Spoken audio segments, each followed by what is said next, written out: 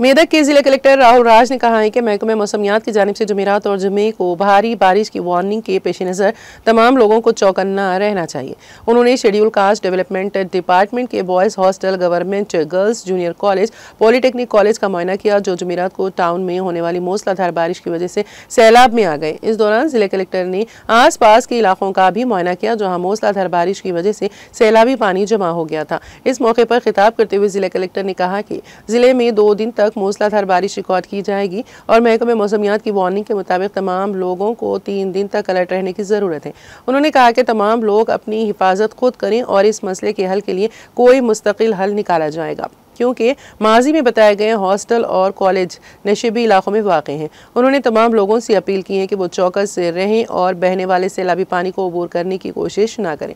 उन्होंने कहा कि रेवेन्यू, पुलिस और पंचायत राज के साथ तालमेल से तमाम लोगों को चौकन्ना किया जाएगा। उन्होंने कहा कि माजी में अजला में शदीद बारिशों और सैलाब से तबाह होने वाले तालाब, काजवीज़ और पुलों को आर्जी मरम्मत के जरिए बहाल कर दिया गया है। उन्होंने कहा कि बल्दियात में रहने वाले लोगों को महफूज मुकामात पर मुंतकिल करने के लिए इक़दाम किए गए हैं। उन्होंने कहा कि कुदरती आफत अचानक पेश आई और तमाम अहदेदारों ने मैदानी सतह पर लोगों की हिफाजत के लिए मौसर अंदाज में काम किया।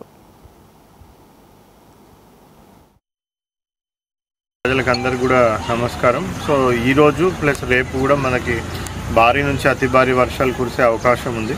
సో రేపు ఒక 3 డేస్ వరకు కూడా మనం చాలా కాషియస్గా ఉండాల్సిన అవసరం ఉంది। సో అందరు ప్రజలకు కూడా విజ్ఞప్తి ఏంటంటే సో లో లయింగ్ కాజ్వేస్ కానివ్వండి, బ్రిడ్జెస్ కానివ్వండి, కల్వర్ట్స్ కానివ్వండి, లాస్ట్ టైం మనకి భారీ వర్షాలు కురిసినప్పుడు చాలా రోడ్లు అవన్నీ కూడా నీట మునగడం జరిగింది। సో అటువంటి ఏవి కూడా దయచేసి ఎవరు కూడా క్రాస్ చేయాలనేసి క్రాస్ చేయొద్దని కూడా విజ్ఞప్తి చేస్తూ ఉన్నాం। So revenue department, police department, Panchayati Raj department so వాళ్ళందరూ కూడా మీకు ఎప్పటికప్పుడు అలర్ట్గా ఉండి అవన్నీ కూడా మీకు ఇన్ఫర్మేషన్ ఇస్తూ ఉంటారు। సో దయచేసి ఎవరు కూడా ఈ ఓవర్ఫ్లోయింగ్ రోడ్స్ అవన్నీ కూడా క్రాస్ చేసి మళ్ళీ ఆ వాటర్ ఫ్లోకి కొట్టుకుపోయే ఛాన్స్ ఉంటుంది కాబట్టి ఎవరు కూడా క్రాస్ చేయొద్దు అని కూడా వాళ్ళందరికీ కూడా విజ్ఞప్తి చేస్తూ ఉన్నాం।